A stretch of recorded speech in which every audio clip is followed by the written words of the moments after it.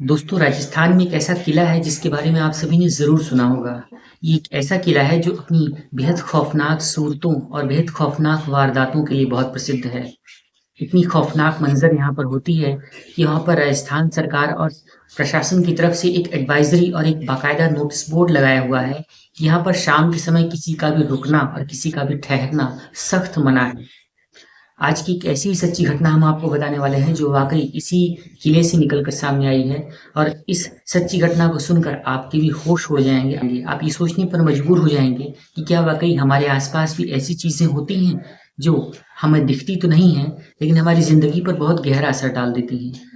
मैं बात कर रहा हूँ भानगढ़ के किले की। ये वही भानगढ़ का किला है जहाँ की खौफ़नाक वारदातें, जहाँ की खौफ़नाक कहानियाँ कई सारी ज़ुबान पर मशहूर हैं और आज एक ऐसी सच्ची घटना निकल कर सामने आई है जो वाक़ई आपके भी होश उड़ा कर रख देगी।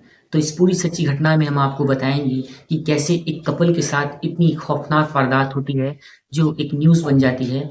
तो आज की वीडियो में हम आपसे बताएँगे कि कौन थे वो कपल, क्या हुआ था उनके साथ और उसके बाद आज उनकी ज़िंदगी किस तरीके से गुज़र रही है। तो बने रहें इसी वीडियो के अंत तक। आपका हार्दिक स्वागत करते हैं आपके अपने इस चैनल सच्ची घटना पर। तो अगर आपने अभी तक हमारे चैनल सच्ची घटना को सब्सक्राइब नहीं किया है, तो इस चैनल को सब्सक्राइब करें और वीडियो को लाइक करते हुए इस वीडियो को ज़्यादा से ज़्यादा शेयर करें। चलते हैं वीडियो की तरफ।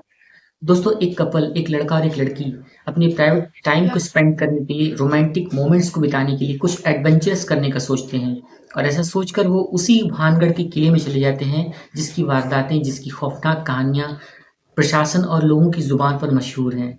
उन लोगों को इस बारे में अच्छी तरह से पता था, लेकिन उन लोगों ने कुछ एडवेंचर्स करने का सोचा और ये कहा कि हम लोगों ने कई बार कई जगहों पर अपने प्राइवेट मोमेंट्स को एन्जॉय किया है, तो आज हम इस जगह पर चलते हैं और यहाँ की खूबसूरत वादियों को निहारते हुए अपनी क्वालिटी टाइम को स्पेंड करेंगे। ऐसा सोचकर वो दोनों उस भानगढ़ के किले में चले जाते हैं। दोस्तों, मैं बात कर रहा हूँ 14 मई 2012 की। इस साल में एक कपल जिसका नाम कीर्ति और राहुल था, ये लोग उसी भानगढ़ के किले में जाकर शारीरिक संबंध बना रहे होते हैं। दरअसल उन्हें इस बात का पता ही नहीं होता है कि उनके इस प्राइवेट मोमेंट्स में कोई और भी आ चुका है और वो उनके इस लम्हे में उनके साथ अपनी मौजूदगी दर्ज करा रहा है। दोस्तों, ये कीर्ति और राहुल ये दोनों कपल थे और आस-पास ही रहा करते थे। कीर्ति के जो पिता थे वो प्रमोद साहू, वो एक बहुत बड़े प्रॉपर्टी डीलर थे और उनका इलाके में बहुत अच्छा दबदबा था, बहुत अच्छा नाम था। और वहीं जो राहुल के पिता थे, वो कीर्ति के पिता के पड़ोसी थे। तो आस-पास घर होने के कारण इन दोनों की आपसी रिश्ते बन जाते हैं और ये रिश्ता दोस्ती से आगे बढ़कर प्यार में तब्दील हो जाता है। दोनों अपने वक़्त को हर जगह पर गुज़ारा करते थे, लगभग हर तरीके से इनके शारीरिक रिश्ते मज़बूत हो चुके थे, ये लोग इमोशनली अटैच हो चुके थे और अब इन दोनों के रिश्ते को देखते हुए इन दोनों के परिवार वालों ने भी इनका रिश्ते को पक्का कर दिया था और अब इनकी मंगनी भी हो चुकी थी। अब ये लोग अपनी शादी की तैयारियों में व्यस्त थे और अपने प्राइवेट मोमेंट्स को यहाँ-वहाँ घूम फिर कर और एन्जॉय करके बिता रहे थे। दोस्तों, जो कीर्ति थी वो बहुत एडवेंचरस टाइप की थी। उसे नई-नई जगहों पर घूमना, एडवेंचरस ट्रिप करना और लाइफ़ को फुल एन्जॉय करना बहुत अच्छा लगता था। वो अपने बॉयफ्रेंड राहुल के साथ बहुत खुल के एन्जॉय करती थी। दोनों लगभग पति-पत्नी की तरह ही सारी चीज़ों को किया करते थे और बहुत खुलकर एन्जॉय करते थे। एक रोज़ जब कीर्ति अपने बॉयफ्रेंड राहुल से ये कहती है कि दरअसल वो भानगढ़ के किले में जाना चाहती है और वहाँ पर चीज़ों को एक्सप्लोर करना चाहती है, तो भानगढ़ के नाम सुनते ही राहुल बिदक जाता है। वो ये कहता है कि क्या तुम्हें पता नहीं है कि भानगढ़ का जो किला है वो बहुत डरावना है, वहाँ पर बहुत सारी खौफ़नाक वारदातें होती रहती हैं और बहुत सारे किस्से हैं जो हम लोगों ने भी सुने हुए हैं। तो तुम ऐसी जगह पर क्यों जाना चाहती हो? लेकिन कीर्ति ज़िद करने लगती है, वो ये कहती है कि मैं तुम्हारे साथ वहीं पर जाना चाहती हूँ और हम लोग शाम को वहाँ पर रुकेंगे थोड़ी, चुपचाप अपनी मोमेंट्स को एन्जॉय करके घूम फिर कर वहाँ से शाम तक घर लौट आएँगे। जब राहुल ऐसा सुनता है तो वो भी एक्सेप्ट कर लेता है और कीर्ति और राहुल दोनों उस भानगढ़ के किले में चले जाते हैं। सुबह-सुबह जब वो लोग वहाँ पर पहुँचते हैं तो दिन भर यहाँ-वहाँ घूमते-फिरते हैं, कई सारी चीज़ें एक्सप्लोर करते हैं, फ़ोटोज़ खींचते हैं और यहाँ-वहाँ छेड़खानी करने लगते हैं। वक़्त कब गुज़र जाता है कुछ पता ही नहीं चलता, लेकिन अब धीरे-धीरे शाम आने लगती है और जो कीर्ति थी उसका मूवमेंट कुछ बदलने लगता है, वो अब राहुल के साथ कुछ कोज़ी होने लगती है और अब राहुल और कीर्ति एक-दूसरे में ही खो जाते हैं और धीरे-धीरे वक़्त बीतने लगता है, उनको इस बात का अंदाज़ा नहीं होता है, लेकिन वो लोग किले के एक कोने में छुपकर शारीरिक संबंध बना रहे होते हैं, उन्हें वक़्त का पता ही नहीं चलता है।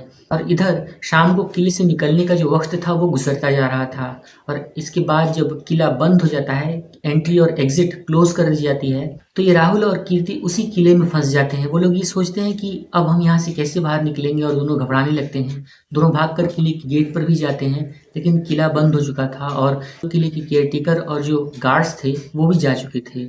लिहाजा अब ये दोनों वहीं किले में फंस जाते हैं और रात वहीं पर गुजारने लगते हैं। जहाँ कीर्ति राहुल से एक और जहाँ प्यार भरी बातें कर रही थी, वहीं राहुल इस पूरे माहौल से बहुत डरा हुआ था, उसे बहुत डर लग रहा था। अब होता यूँ है कि कीर्ति और राहुल थोड़ी बहस करने लगते हैं, जहाँ राहुल कीर्ति से ये कहता है कि मैंने तुम्हें मना किया था कि हमें शाम को वहाँ पर नहीं रुकना है और हम रात में वहाँ नहीं रुक सकते हैं, यहाँ पर भूतों का डेरा है, लेकिन तुमने मेरी बात ही नहीं सुनी और तुम अपने चक्कर में पड़ी रही और तुमने मुझे भी यहाँ पर फंसा दिया। लेकिन कीर्ति जो होती है वो राहुल को समझाती है और ये कहती है कि भूत वूत जैसी कोई चीज़ें नहीं होती, यहाँ के बारे में कुछ एडवेंचर करने के लिए लोगों ने इस माहौल को ख़राब कर दिया है और हम लोग आज यहाँ पर यहीं रुकेंगे और यहीं पर रहकर इस चीज़ों को एक्सप्लोर करेंगे और हम लोग यहाँ पर प्राइवेट मोमेंट्स बिताएंगे। ऐसा कहकर कीर्ति राहुल को समझाने लगती है, लेकिन राहुल का मन बिगड़ा हुआ था, वो डर रहा था और कहीं न कहीं कीर्ति से गुस्सा भी था। इसके बाद दोनों वहीं पर रात में शारीरिक संबंध बनाते हैं और एक बार फिर से जब वो सेक्स कर लेते हैं, तो सेक्स करने के बाद दोनों उसी एक किले के पास सो रहे होते हैं। जब दोनों सो रहे होते हैं तो कीर्ति को 1:30 बजे के आसपास अपने शरीर पर कुछ स्पर्श महसूस होता है, वो कुछ फ़ील करती है जैसे कि उसे किसी ने टच किया। जब कीर्ति इस तरीके का कुछ फ़ील करती है तो वो राहुल से कहती है कि अब तुम्हें फिर से मस्ती सूझने लगी और तुम अब मेरे साथ ये फिर से क्या कर रहे हो? सुबह होने वाली है, हमें यहाँ से घर भी जाना है। लेकिन राहुल को तो कुछ पता ही नहीं था, वो तो चुपचाप सो रहा था और कीर्ति इस बात से पूरी तरह बेखबर थी। उसे ये कुछ पता ही नहीं था कि दरअसल वो राहुल नहीं, उस किले में आ चुका उसके पास ही कोई भूत है।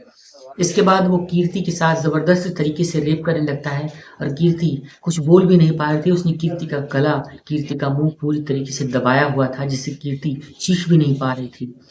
इसके बाद जब कीर्ति के साथ वो प्रेत 1.5-2 घंटे तक ज़बरदस्त तरीके से रेप करता है, तो कीर्ति की हालत पूरी तरीके से ख़राब हो जाती है। कीर्ति इस बात को सोचकर बहुत डर जाती है और उसकी हालत जब बिगड़ जाती है, तो प्रेत कीर्ति को छोड़कर वहाँ से निकल जाता है, चला जाता है। इधर जब कीर्ति होश में आती है, कीर्ति जब उठती है, तो तुरंत राहुल को जगाकर ये कहती है कि मेरे साथ ऐसे-ऐसे हो गया, मेरे साथ इस तरीके की बुरी वारदात घट गई है। जब राहुल ये सुनता है तो वो और डर जाता है। वो ये कहता है कि मैंने तुम्हें मना किया था कि हमें यहाँ पर रात में नहीं रुकना है। अब हम लोग किस मुसीबत में फँस गए हैं इसका तुम्हें अंदाज़ा भी नहीं है। और खैर जैसे-तैसे सुबह होती है और कीर्ति और राहुल निकलकर उस भानगढ़ के किले से भागते हुए सीधा अपने घर आते हैं। जब वो घर आते हैं तो उनके माँ-बाप उनसे ये पूछते हैं कि तुम्हारी ट्रिप कैसी रही? तो इसके जवाब में ये दोनों कुछ नहीं कहते हैं। लेकिन वो दोनों अंदर ही अंदर डरे हुए थे और इस घटना को किसी के साथ बता ही नहीं रहे थे, क्योंकि उन्हें इस बात का भी डर था क्योंकि उनके साथ घटी हुई इस सच्ची वारदात को कोई मानेगा ही नहीं। दोस्तों वक़्त गुज़रने लगता है और अब दोनों की शादी की तारीख डेट नज़दीक आ जाती है। दोस्तों जैसे-जैसे शादी की तारीख और शादी की तैयारियाँ नज़दीक आ रही थीं और ये दोनों अपनी-अपनी मोमेंट्स को एन्जॉय कर रहे थे और अब उस बात को भूलकर आगे बढ़ना चाहते थे, अपनी करियर में, अपनी ज़िंदगी में आगे बढ़ रहे थे। लेकिन इस बीच कीर्ति और राहुल के एक रिलेटिव के घर में कुछ ऐसी वारदात घट जाती है जिससे उस शादी को पोस्टपोन करना पड़ता है और जब वो शादी पोस्टपोन हो जाती है तो वो करीब 2 सालों तक पेंडिंग पड़ी रहती है। एक बार फिर से जब शादी की तैयारियाँ शुरू होती हैं, तो वो तारीख आ जाती है 1 मार्च 2016 की। इसी 1 मार्च 2016 को कीर्ति और राहुल की शादी कर दी जाती है और दोनों खुशी-खुशी अपनी ज़िंदगी में आगे बढ़ने लगते हैं। दोस्तों जब सुहागरात की पहली रात आती है, तो कीर्ति राहुल के पास गिलास भरा दूध लेकर जाती है और वो ये कहती है कि ये लो राहुल पी लो और हम दोनों की आज पहली रात है और ज़िंदगी में बहुत सारी मुश्किलें आईं और उन मुश्किलों को पार करके आज हम दोनों की ज़िंदगी में ये पहली रात आई है। दोस्तों दोनों पहले ही पति-पत्नी की तरह अपने सारे जीवन को जी चुके थे और शारीरिक संबंधों का सुख भोग चुके थे, लेकिन वो पहली रात थी, वो पहली खुशी की रात थी, जिसे दोनों एन्जॉय करना चाहते थे। दोस्तों जब वो रात गुज़र जाती है, तो उसके बाद दोनों अपने-अपने काम-धंधे में लग जाते हैं, ज़िंदगी आगे बढ़ रही होती है। तो दोस्तों होता यूँ है कि जब कीर्ति राहुल के साथ सो रही होती है, उसके साथ संबंध बना रही होती है, तो संबंध बनाने के बाद दोनों सो जाते हैं। लेकिन उसके ठीक 1:30 से 2 बजे के आसपास एक बार फिर से कीर्ति के साथ वैसी ही सारी घटना घटने लगती है, जो आज से कुछ सालों पहले उसके साथ उस भानगढ़ के भूतिया किले में हुई थी।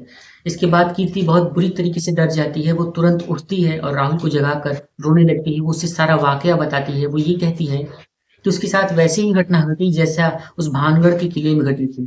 तत्काल दोनों भागते हुए अपने माँ-बाप के पास जाते हैं और ये कहते हैं, उनसे सारे किस्से को बताते हैं और ये कहते हैं कि एक बार फिर से वो भूत हम दोनों की ज़िंदगी में दस्तक दे चुका है और कीर्ति के साथ इस तरीके की घटना फिर से घट चुकी है।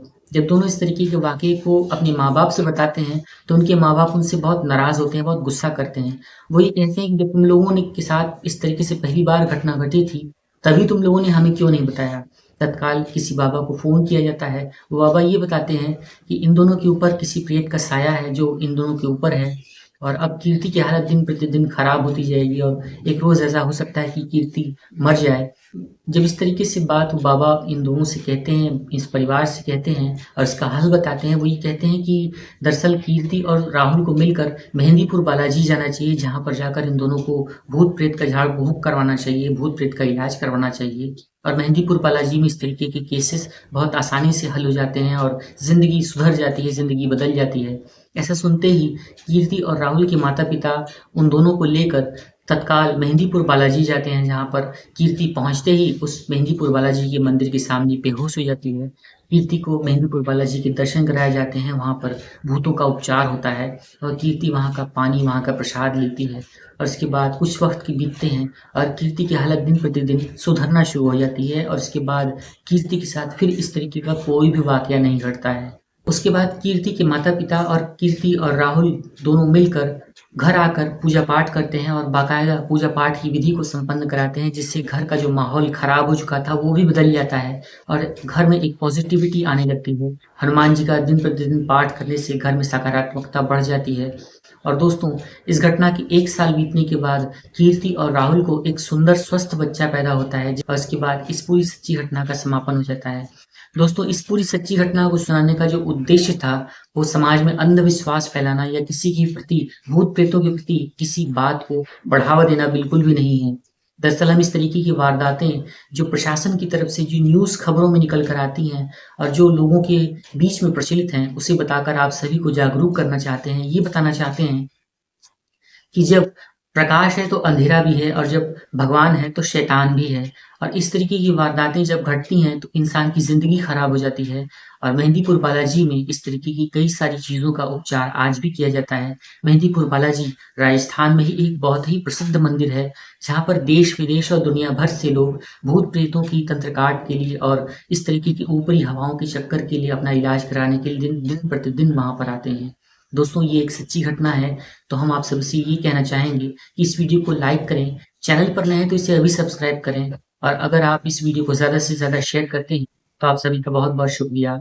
एक नई सच्ची घटना के साथ, एक नई वीडियो के साथ हम आपसे फिर मिलते हैं। तब तक के लिए आप सभी अपना-अपना ख़्याल रखें, अपने आस-पास के माहौल पर नज़र बनाए रखें और इस तरीके की कहीं भी जो एडवाइज़री जारी की जाती है, जहाँ पर भूत-प्रेतों का खतरा होता है, जैसे भानगढ़ के किले में नोटिस बोर्ड्स लगाए गए हैं, प्रशासन की तरफ से अपील की गई है कि आपको इस तरीके की कहीं भी चीज़ों की तरफ नहीं जाना चाहिए, तो आपको उन चीज़ों को मानना चाहिए और कहीं न कहीं इन चीज़ों पर ध्यान देना चाहिए। मुझे यानी अनुराग को सच्ची घटना से आज्ञा दीजिए। एक नई वीडियो के साथ हम आपसे फिर मिलते हैं।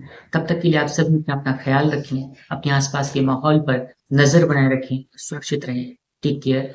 जय हिंद।